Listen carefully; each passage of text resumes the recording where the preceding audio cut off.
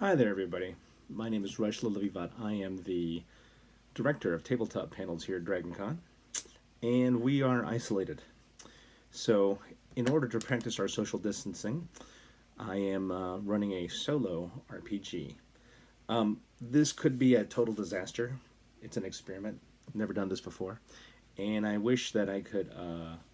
I wish that I could take credit for this idea, but I cannot. This idea came from the podcast Me, Myself, and Die, which is run by a professional voice actor. Check out the link to Me, Myself, and Die in the notes below. You definitely need to see that. It's a fantastic RPG solo run by a professional voice actor, and it's all the episodes are short, digestible, thrilling, amazing.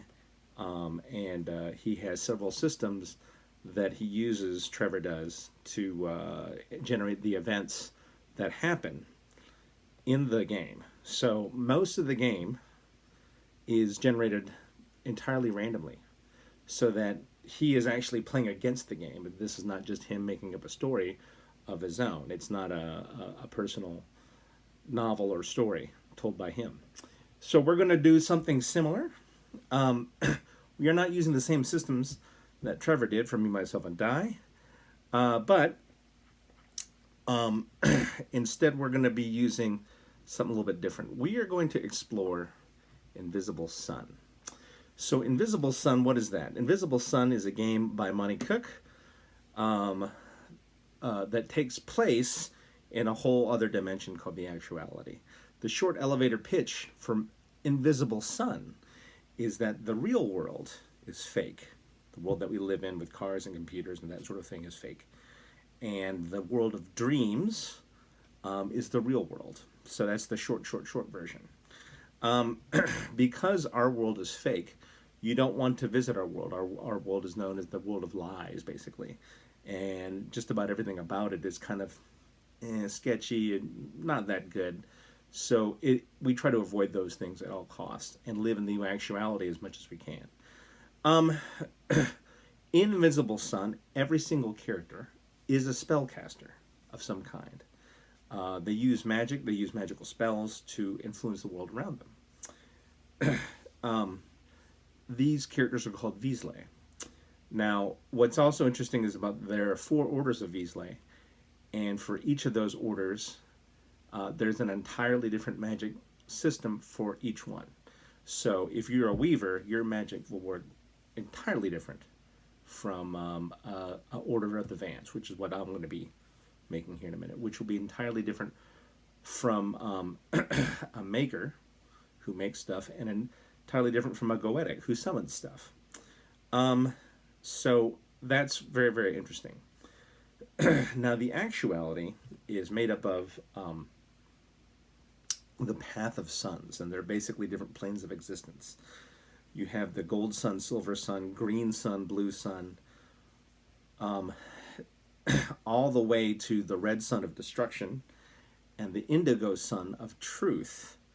Now, the indigo sun of truth is the basically where the player characters start, and they start in the city of Saturnine, which is a large city full of all sorts of wonders, all sorts of magic and strange things that are very dreamlike. So we're going to start with our character, who I haven't determined his name yet, but I'm going to tell you a little bit about our character right here. So, main character, he's going to be a male because I don't want to try to voice a female character the entire time. We're going to say he's a private detective, and I'm going to tell you a little bit about that. Also, we will be determining his external motivation and internal motivation while we create our character. I've already taken the liberty of creating our character already, so that you don't have to sit there and wait for me to puzzle over the books and look at things and look up rules and that sort of thing. So I'm going to take you on a quick journey of what... So, as I was saying, the setting of the game is a place where dreams are the reality and our our things and things about our lives are fake. So when I first ran my Invisible Sun campaign for my players, a lot of them had a lot of questions. First and foremost, if everything's going to be dreamlike and anything can happen, what do we do all day? I mean, are there such things as jobs? I mean, are there stores? And the best way I could describe it to them is, okay, no matter how fantastic or bizarre or strange things get, the common trope amongst everything in the game is a 1920s murder mystery. So you think about it, the 1920s, the Jazz Age, private detectives, smoky bars, jazz clubs, cloak and dagger, guns underneath the tablecloth. That's the kind of feel and Milo that the game is going for. So no matter what, even if the game gets totally bizarre, which it can, we always come back to that 1920s detective story that we're trying to tell. So at its core, that's what we're trying to do. That's a truncated version of the game, and I could go into more detail, but I think it'd be a lot more fun if you just saw us play through it. So now I'm going to roll randomly to determine a few things. First of all, I have here external motivation. My character has to have a external motivation, right? Murder mystery, stolen object, tailing someone suspicious. Maybe he's been hired to tail somebody who's suspicious, or he's been hired to find a missing person. Let's find out what that is. Okay.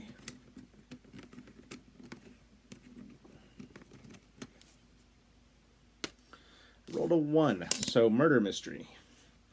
That means there's a body. So, unlike just a missing person, there's actually a body. Someone is dead. They're at the morgue. So there are morgues in this place.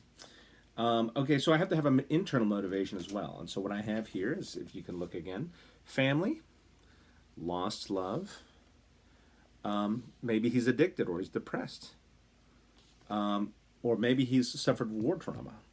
So another thing that makes this setting very much a 1920 setting is that every character, every Weasley, has been drawn into the shadow, and the shadow is the real world. And in the shadow, you lived a whole other life. You had a job, maybe you had kids, maybe you went to school, and then suddenly you got jerked back into the actuality. But when you got jerked back into the actuality, you found out the war is over and that your side had won. And nobody's quite sure what happened, how that happened. You just know you won. Large portions of the city of Saturnine are destroyed and reduced to rubble and ruin. But a lot of people suffered trauma from the war, and some people remember bits and pieces of it. So that's what that is referred to. Let's find out what my internal motivation is. I rolled a 4, so it is war trauma. My character has some kind of war trauma that he's trying to get over. Something really bad happened to him, and we'll find out what that is more later. So here's another thing that's going to be interesting. My character is going to be either in his 30s or his 50s. I'm going to leave it up to you guys. I want you to vote and tell me which character route I'm going to go, and I'll go into that in more detail towards the end of this. I just want to go over with you my character sheet, as it were, and kind of show you the ropes of how this system works as well, so that when I'm playing this game solo, you'll know what I'm doing. First of all, I have to pick my character's heart, and he's a stoic. Makes sense, right? He was in the war, he's a private eye. So he's, as a stoic, he has a card family. And his card families are mysteries, the rat as his key animal, and mirrors are his key object. So those things may come up later in the story. When you pick your character's heart, you determine how many points you can spend among his different stats. So amongst his certes, which is his physical stats, I've given him 2 accuracy, 1 movement, 2 physicality, and 2 perception. what the way I'm envisioning this character is that at one time he was a two-fisted character, could fight a little bit, but after the war and things like that, he has an old injury, which is why he walks with a limp. Movement one. Um, his qualia are his more esoteric stats. Interaction one. He can be a bit rough around the edges, a bit rude. Um, Intellect two, so average intelligence there.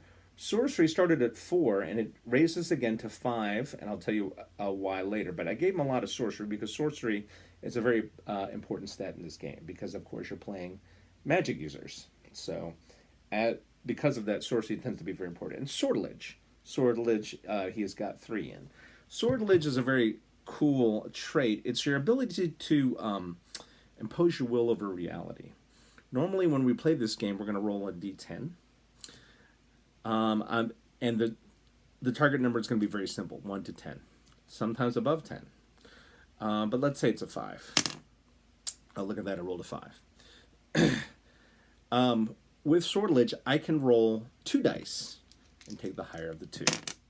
And I just rolled, and I got a 1 and a 7. I think I'll take the 7.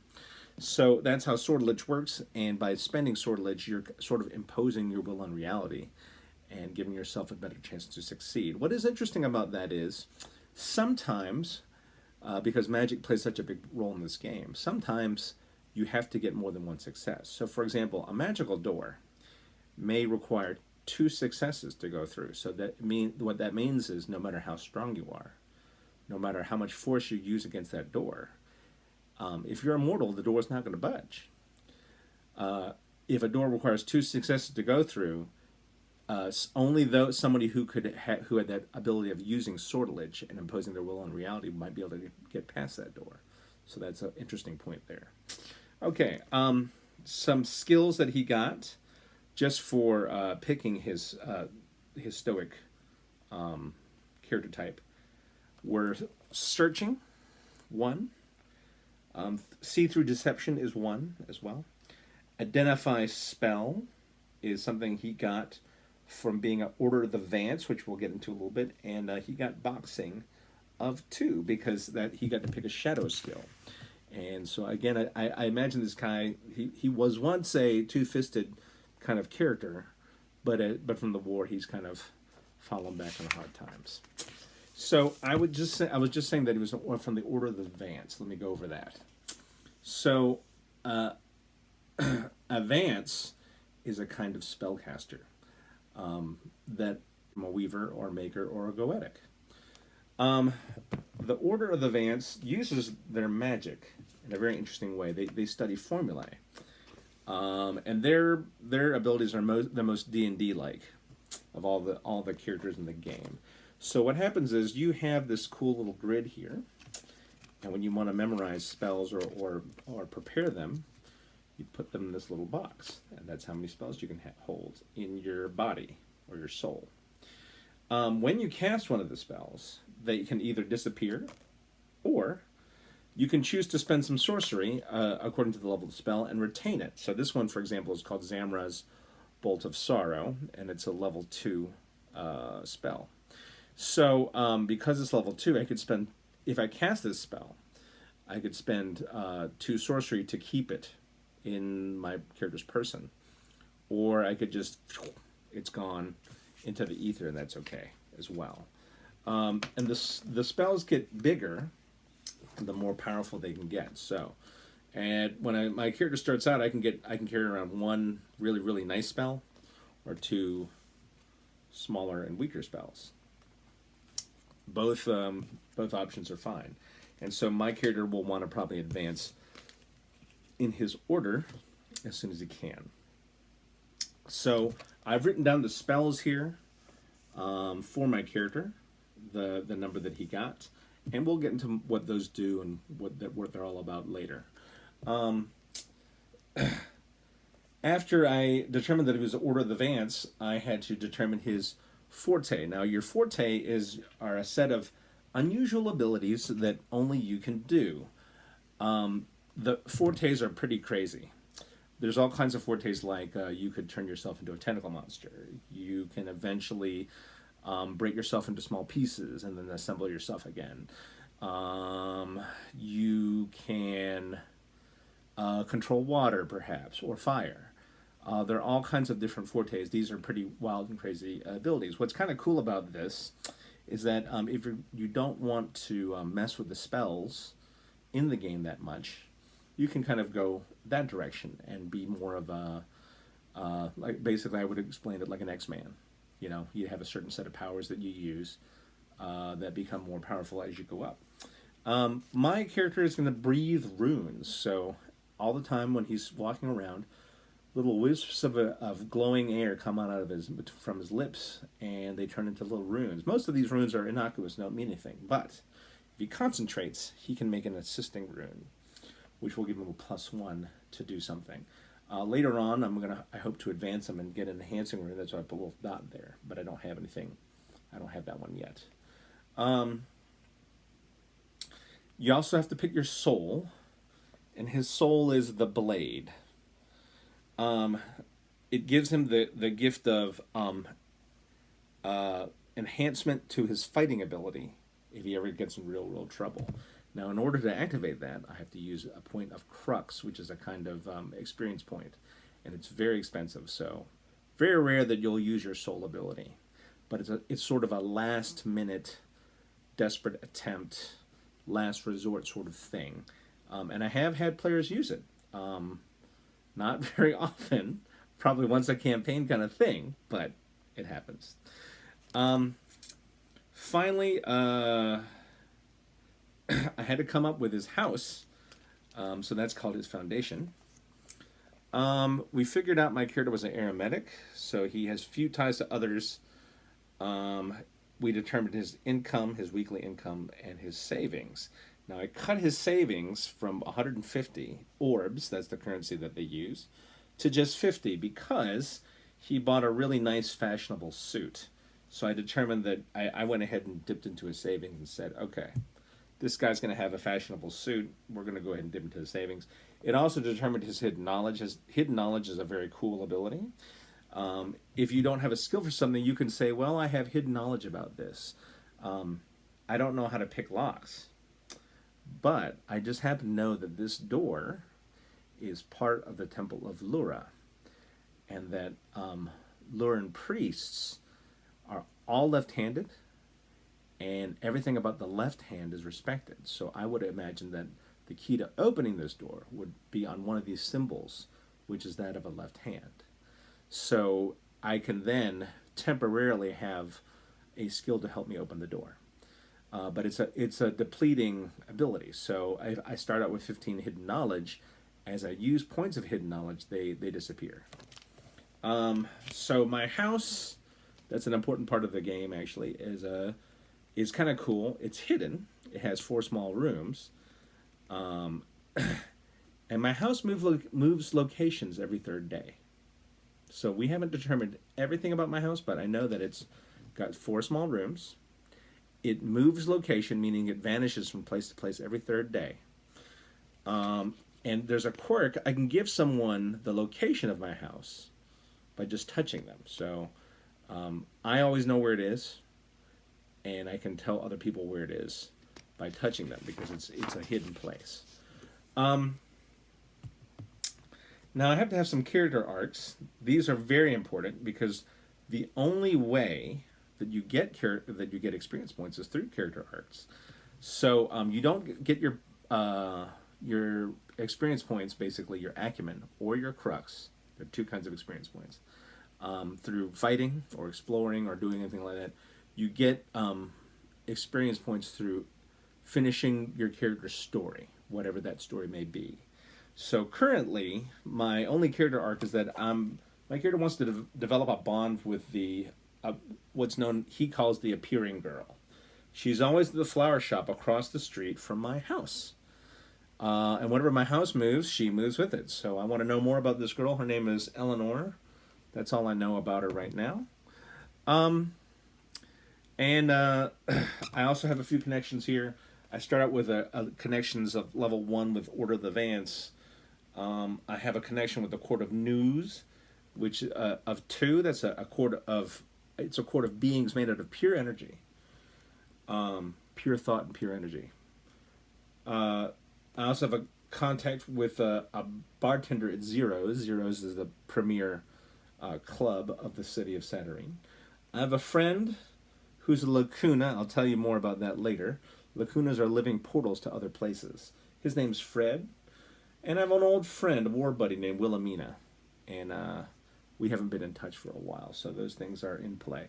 So we're going to determine what my character is going to do and what he's up to next time. So we know that his external motivation is a murder mystery. So we know that somebody died. That's key. And we know inside he's trying to get over a war trauma. He's interested in the girl who's across the street, wants to know more about her. And he has a couple of these connections. Like he's got an old war buddy. He's got a friend who's a lacuna. There's all kinds of things going on. So we will determine who was murdered and what the clues were in our first session.